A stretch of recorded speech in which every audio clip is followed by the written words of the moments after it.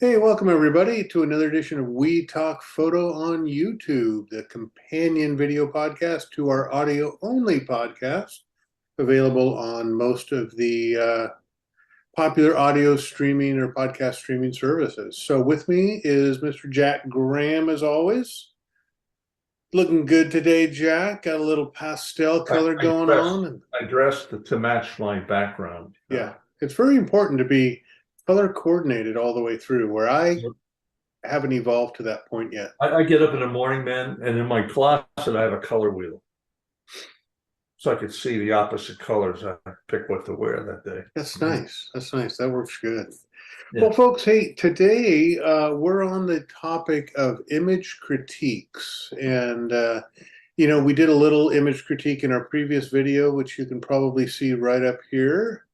But today we wanted to talk about just the importance of image critiques. And Jack wrote an article a couple of years ago that was a fantastic read, and I'll put the link for it in the description down below. But we just kind of wanted to reiterate and re-talk about the importance of image critiques. And Jack and I have said over and over again how during our workshops, we do image critiques once, if not twice, during the workshops. And oftentimes the people come to us and say afterwards that was sometimes the most instructional, informative, beneficial time that we Correct. spent together. Correct. And it really is. And for those of us that are really interested in and desire to grow our artistry, we need to get positive, constructive feedback. And by positive, it doesn't mean I like it. It means constructive feedback that'll From help us people move forward. who can do that, not Yeah, yeah, in blabbing. No. yeah. And it doesn't have to be a professional workshop teacher. I mean, there's a lot of phenomenal photographers out there that can give you constructive feedback. John, there are people who actually charge for this, and they should. And I know you're doing some things, and it's all good. And I would encourage people to look that up. I know you can tell people about that. I have no problem with that because it's a good thing you're doing. Maybe I'll be doing it someday, but it's go to people who know what the hell are doing, and John's one of them. That you can get feedback back. Don't rely on Facebook and Instagram with your distant third cousin telling you how great you are. It's not going to help you.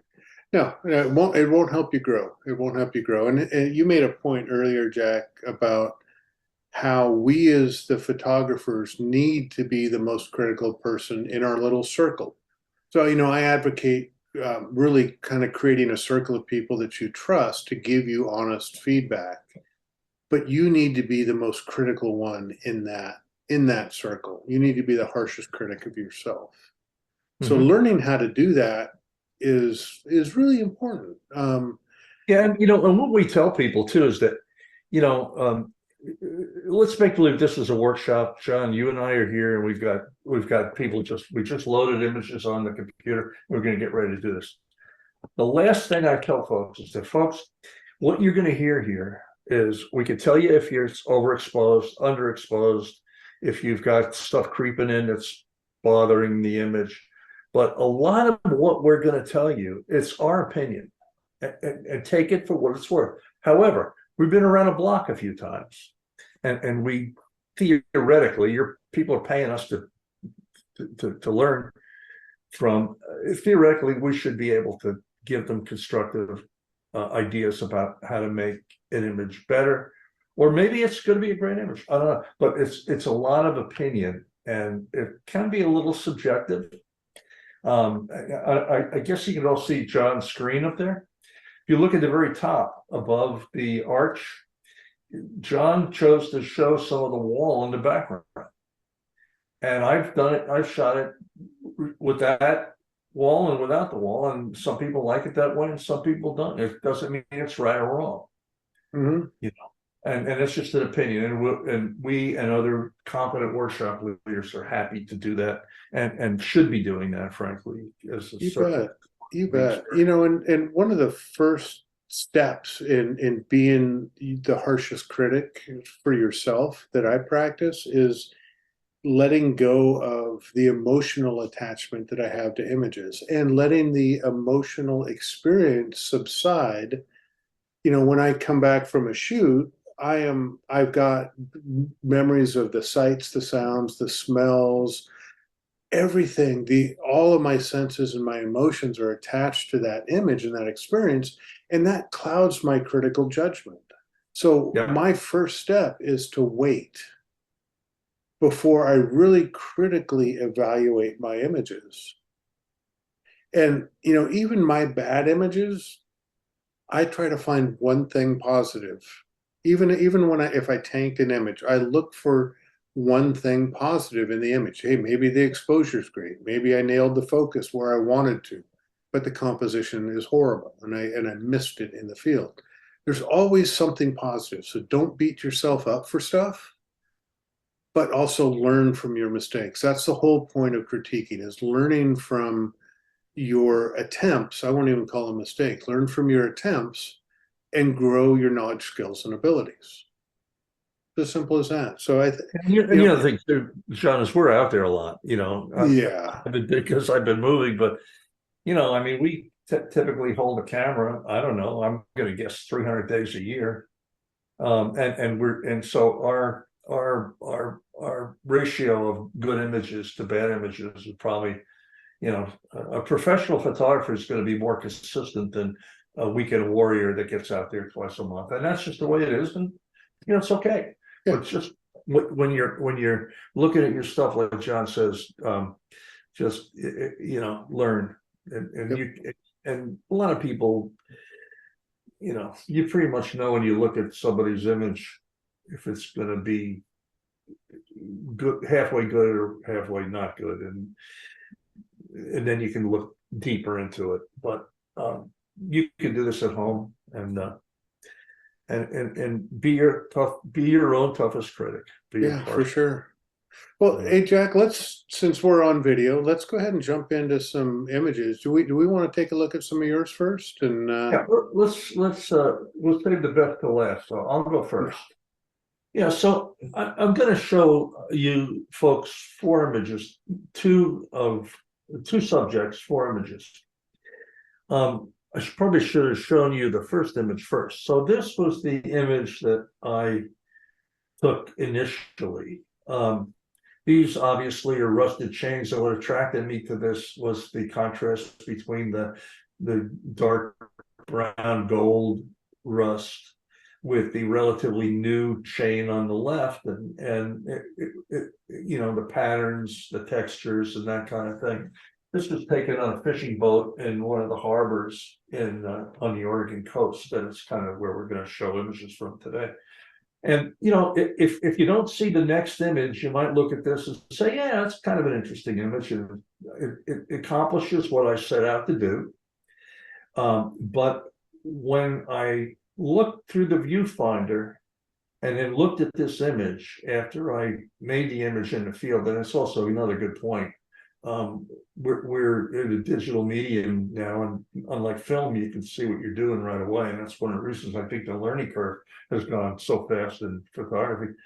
I looked at this and I said, there's something going on here that's taken away from the subject and the story that's involved here. And what it is, folks, it's on the left-hand side of this image. I think the left-hand side was, and that big side of that metal chain holder, for lack of a better term, it's so dominant that it took away from the chain. So I moved in and moved over just a hair and made that photograph there. massive difference. And it's a world of difference. And it literally was a minor adjustment in the field. Can you go back to the first image, Jack? Absolutely. And I talk about storytelling and even why, asking my workshop participants, why are you taking this photograph? What drew you to it? And if you listen to Jack talk, it was about the rusty chain contrasting with the new chain on the left. All right, that's kind of the story. That's the subject. That's why he's taking the photograph. And then you look at this stuff on the left and you ask yourself, does that support the story? Does it add to the story or the subject in any way? No, it's just a bunch of big blank metal. So there's a portion of this composition that has nothing to do to support the story. It doesn't add context, it doesn't add contrast, flavor, nothing. And so when you're out photographing, ask yourself, why am I taking this photograph? And then make sure that everything in there supports why you're taking that photograph. And there's nothing extraneous or extraneous in the composition that could take it away. It's so often we see people who, if the sky is dominant, they'll put too much foreground in it, or vice versa. And a little adjustment. I mean, this is literally moving in, I don't know, maybe 20 millimeters tighter. Yeah. And it is a totally different experience. And that kind of, it's the same here. Now, this is an interesting photograph. The reflections are nice. The names are on the back of the boats there. The light is kind of okay. It's just about to the point that it was crapping out that morning in Charleston on the Oregon coast. And, we got a nice foreground there that anchors the image. Compositionally, it's okay. Yeah, it's a nice photograph. It's a pretty picture. It's a pretty picture. If you really want to tell a story, here's what you do. And this is back to what we preach all the time, is to simplify the image. There's a lot going on here. And, we've got a really nice foreground and some interesting stuff in the background. There's actually 2 or 3 photographs within. Yeah, I mean, with this shot, Jack, I asked myself, where am I supposed to look? Is it the crab traps, the reflections, the back of the boats? What's the main subject or story of this image? And it's kind of hard to tell. This one really clear. Not here. Nope. And so if this was an image that one of our workshop attendees took, and we saw that first, we would say there's too much going on here. It's just exactly what John said, and that simplifies the situation. Yeah, that's a beautiful shot. Beautiful shot. Except for we cut off a little bit of that rope on the right-hand side. Yeah, well, but it was either that or cut off a portion of the dock on the lower left. So sometimes you have to make choices in the field. Yeah, and I think what's really what I'll tell you, what really I really like that works here is the name of the bay and it says Oregon coast here. Yeah. Of the boat, Yeah. So it's both descriptive. It gives the viewer, where we're in Oregon and this boat is from Coos Bay, and we're at a fishing harbor because there's crab pots stacked on the dock. Yeah. Yeah. It tells a really easy to understand story in a very beautiful way.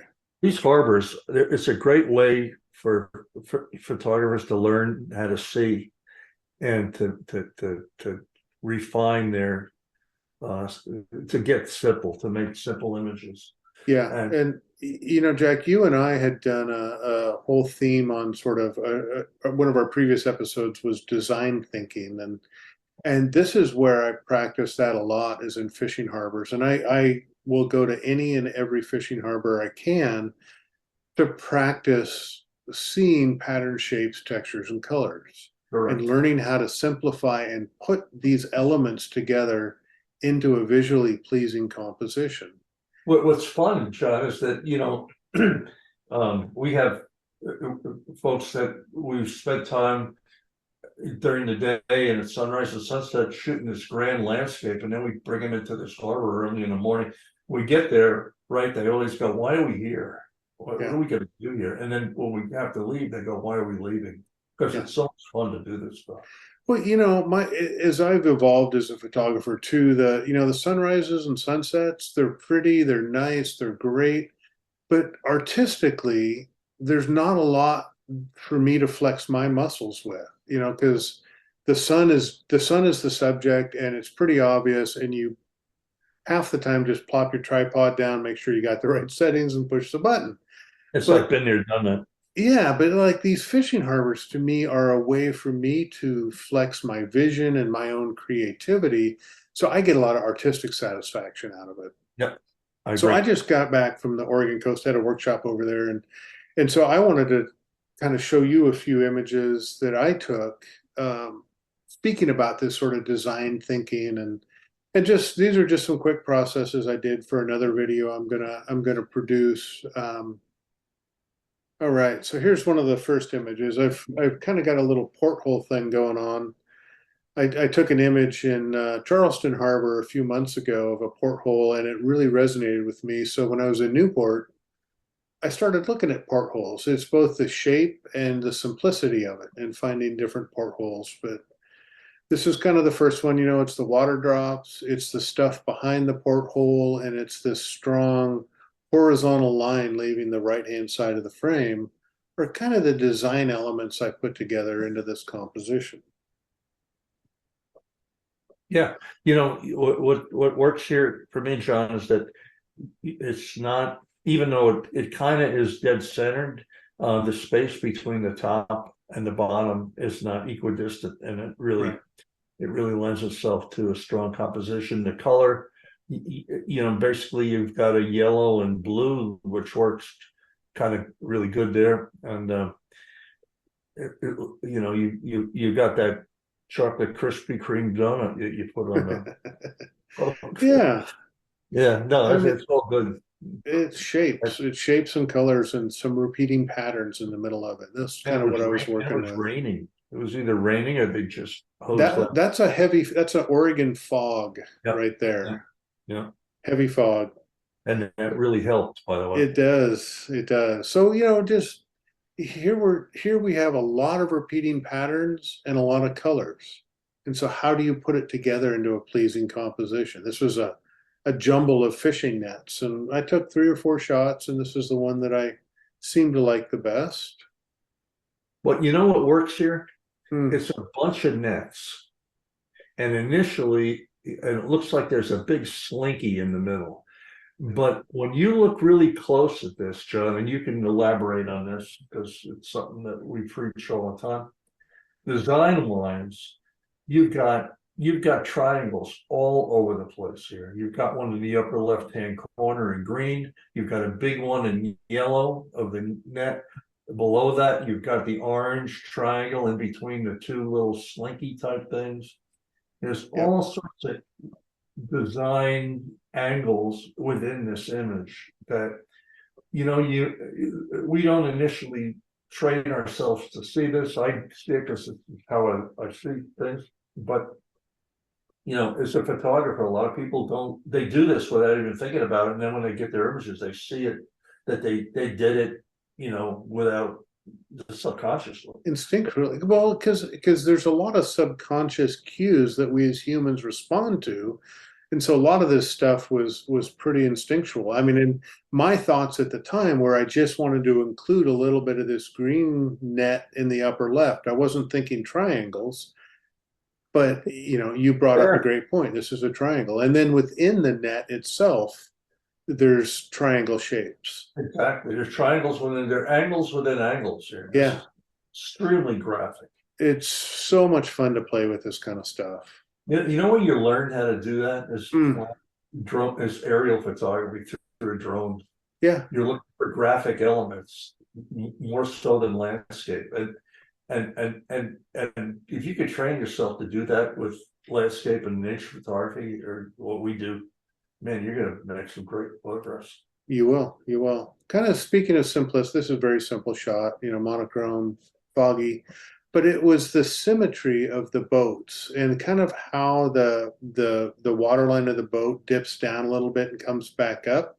And it's just a repeating pattern of that 4 times across these boats. Yeah, That was the whole point of this shot for me.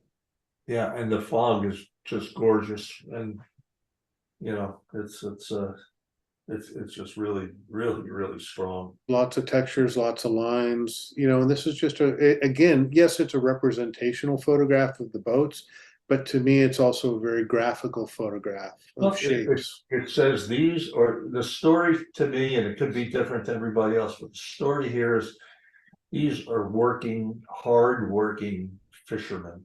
Yeah. They live on these boats, and what these boats have seen storms, and they've seen all sorts of stuff. And If I had a longer lens, there would have been a great photograph. I don't know if you can see, but there's a gentleman here with a big spanner wrench standing on the railing. There's an American flag up above. And yeah, if I had my 1:400 on it, would have been a great shot of him working with the flag above it. yeah, But, just couldn't do it.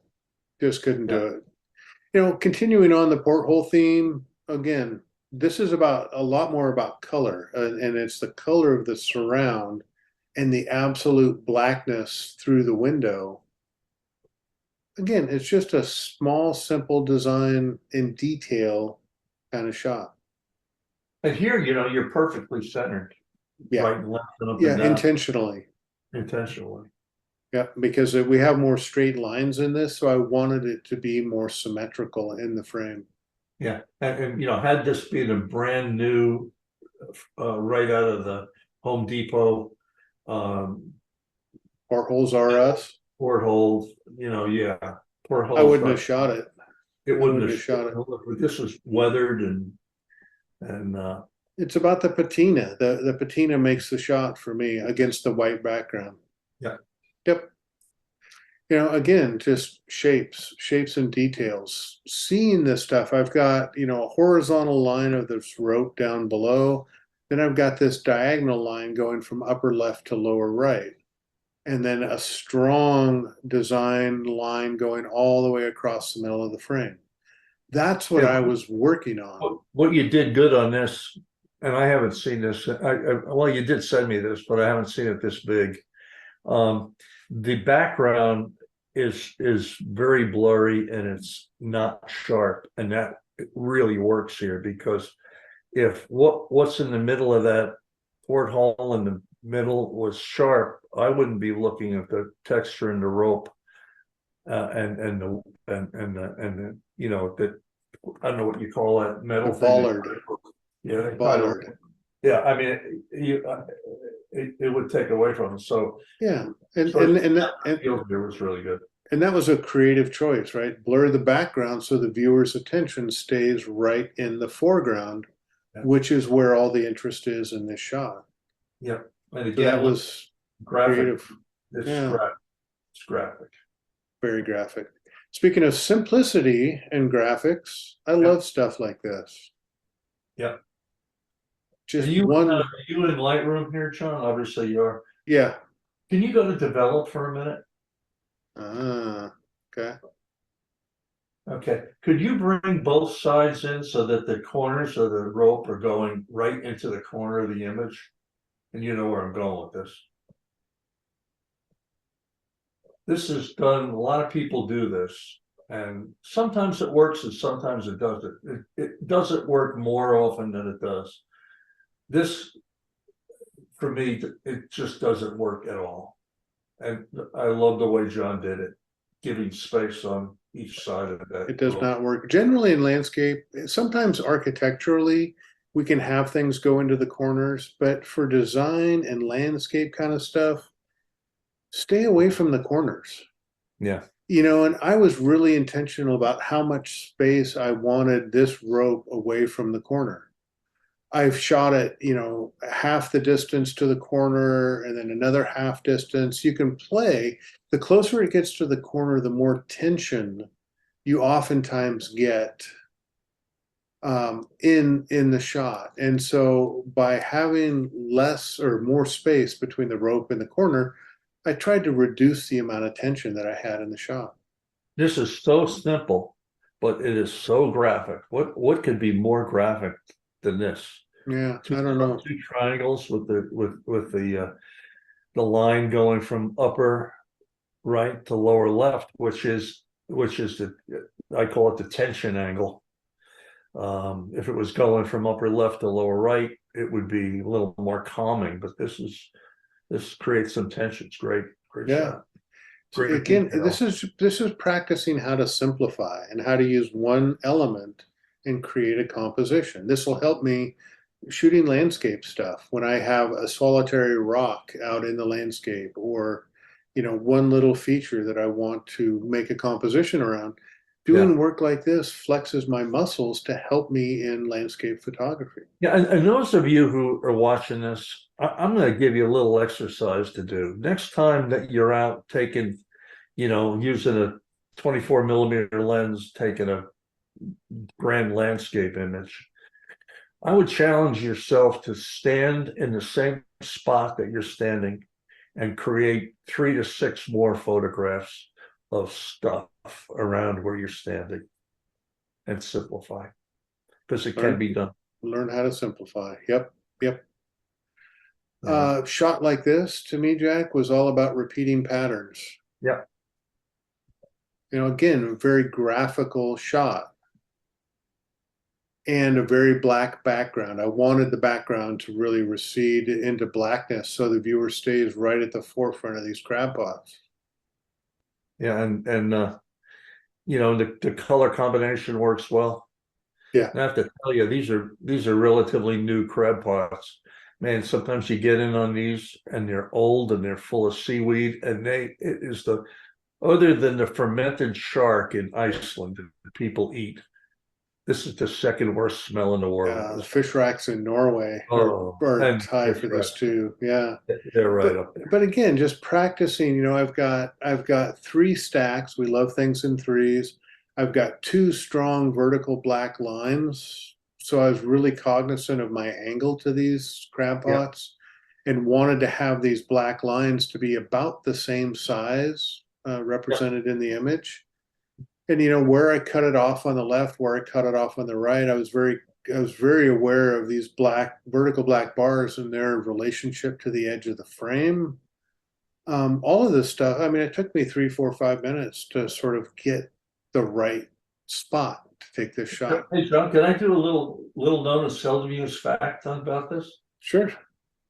So on the podcast that we just put up, I told you why barns are red, Yeah. why the Smoky Mountains are smoky, and what makes thunder after lightning. Yep. So here's the story of these. If you haven't watched Deadliest Catch, I learned this on there. See the holes in the crab pots, the round circles? Yep. By law, the crab fishermen have to change the diameter of those holes depending on the season and what crab they're going for. They do. So, yeah, and by law, you can't have a hole like 9 feet wide if you're after a little crab. So that's why these are the size they are. I don't know what they're after in here. Maybe they're after. I think these are Dungeness crab pots. Yeah, yeah. That's There, why there was a spin-off of Deadliest Catch, just a brief aside, that was done on the crab fishery on the Oregon coast out of Newport. So there was a limited run series that was done from that, and so some of the boats that were in that series you can see down in the fishing harbor. Yeah. So here's another one, Jack. Speaking of graphical images, this came away being one of my favorite shots of the whole trip to the harbor, and it was really because of the tonality of the stainless steel and the Yeah. repeating patterns in the stainless steel, the light that was falling across it, and then the contrast against the rust. Something about this just speaks to me. It may not speak to a lot of people, but it speaks to me. Yeah.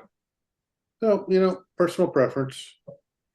It's still simple. It's still simple, but yet very good, very It's graphic. still very simple. So just to give you a couple, so we'll move out of the fishing harbor real quick. But folks, if you have a chance to go to fishing harbors, junkyards, reclamation yards, decrepit old buildings, as long as you get permission.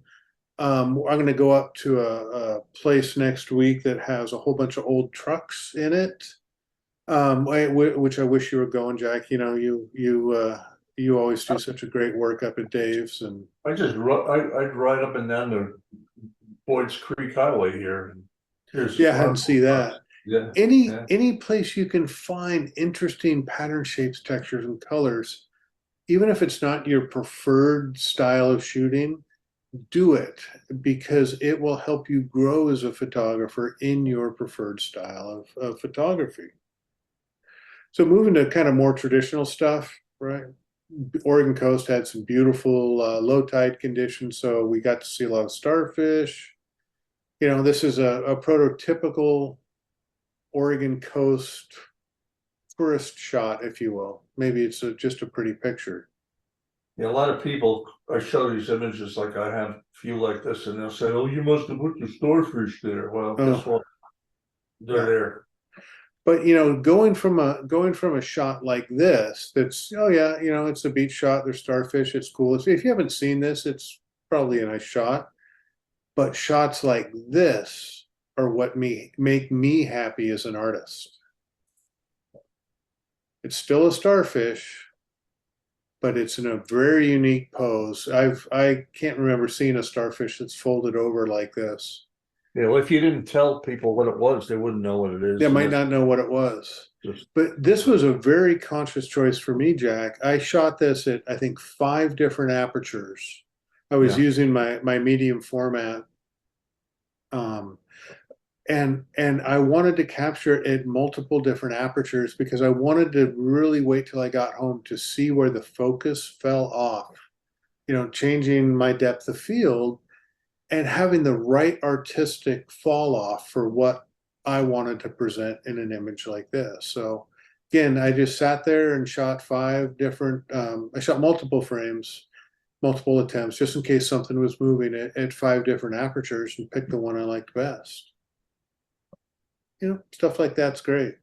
and you know, if you get the right salve, John, you can get as this is Bill Fortney taught me this joke with the proper and condition medical stuff and the right salve, you can get this off your arm in about a week. Yeah. Yeah. Yeah. Crazy. It's crazy. It looks definitely otherworldly and prehistoric. Um, you know, even in the middle of the day, folks, we went down to Thor's Well. This was 2 o'clock in the afternoon. This was the highest tide that was going to happen. We had really low tides all week. Highest tide that we could get, which really wasn't that much, but it was in the middle of the day with partly cloudy skies. It absolutely sucked from a lighting perspective. But I tell you what, I put on a 6 stop ND filter. I then converted the image. I shot it in Acros on the JPEG just to see what it would look like because I was judging the tonality range throughout the image, but got home and processed the color raw file into black and white, and it came out to be a beautiful image.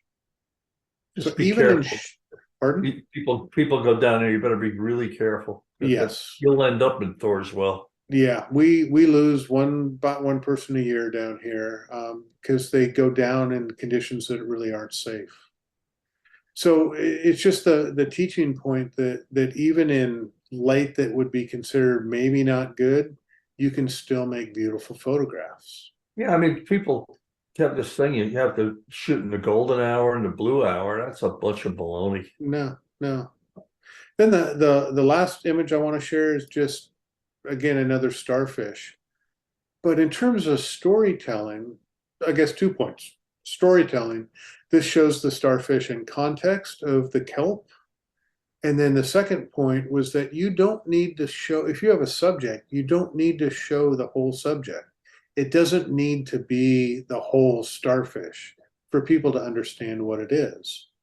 So I sometimes, from a storyteller's perspective, like to show images like this where Yeah, the subject's partially obscured. yeah. You know, stuff Well, like that. that kelp, I gotta tell you, that kelp is it's like ice when you walk on that stuff. It's so slippery.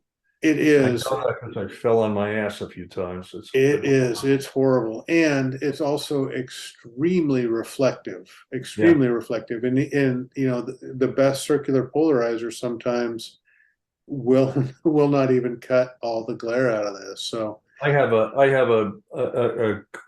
of my credos, my caveats when I go down there to Seal Rock or one of those tide pools. I always walk on brown. Don't ever walk on green. Green is slippery. Brown usually you can get some traction on. some, except for the brown kelp that we The just brown saw. kelp. Yeah, Yeah, so it's kind of like playing that game where the floor is lava, walking out on this stuff, and just in general, we have to take care of our marine ecosystems and not walk on too much of that, but we still end up walking on some. So there you go, a little bit of learning, a little bit of teaching. John, I think it's really neat though. I love your backyard there. I know you're sitting out in your backyard now. Yeah, of course, yeah, Don't get to see John's backyard. He's had his water feature in his backyard. It's quite amazing. yeah. My So, backyard's yeah, I'm your backyard's good. 3,000 miles from that now, so. But it's All all good. righty, folks. Well, if you would like I'll give you a quick shout out. If you would like us to do an image review for a couple of your images, we do that as a regular feature here on the channel. So if you want to send your images to wetalkphoto@gmail.com, we'd love to have them. If you can do them in JPEG, would be great, but we'll take any format. But image critiques are a vital component to growing our artistry. It really is. It helps us see differently. It helps us pick up new skills. But I think the vision is the biggest improvement that I think it makes. Learning how to see differently, better, deeper, that kind of stuff is what image critiques have brought to me and made me Yep. better. And even to this day, I really seek out and desire people's constructive comments of my photographs. You didn't know how old I am now, but when I first started learning how to do this, I went to one of Bill Fortney's workshops at the Great American Photography Weekend. This is back in the 90s, early 90s. When you had film and you had no scanner and no Photoshop, but what you had on the slide was there. And man, you don't want to know what guys like Shaw and Galen and those guys, I mean, they let me have it. Yeah, And they were right. you can't hide from you can't hide behind Photoshop. It was painful, but it's what made me the half-assed photographer that I am. There you go. There you go. All right, folks. Well, thanks for watching. Stay tuned Thanks for more watching. videos. If you like this video, if you like what you saw, hit the like button. It helps the algorithm.